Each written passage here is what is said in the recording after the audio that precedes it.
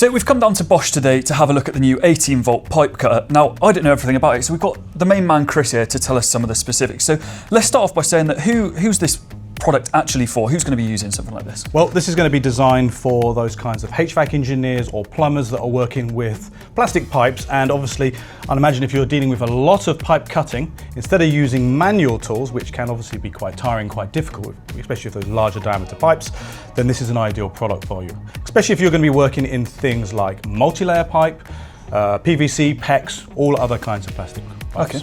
And when it comes to specs, what sort of diameter can it cut? What can people expect from this tool? Yeah, no, as you can see, it's an 18-volt pipe cutter, up to a maximum diameter of 32 millimeters. However, it also has an additional mode, so if you're working in smaller diameter pipes, say 20 millimeters, then you can set that for a smaller jaw size, so you can cut even faster.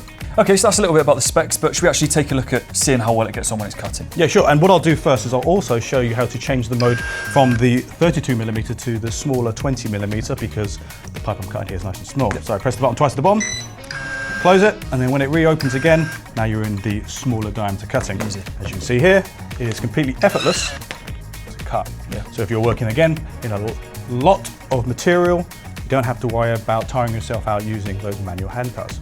Perfect. So yeah, as you can see, if you are going to be cutting pipes regularly, if you are in HVAC, as Chris said, this is going to be the perfect tool for you. It's the brand new 18-volt pipe cutter from Bosch, and it's available at its.co.uk.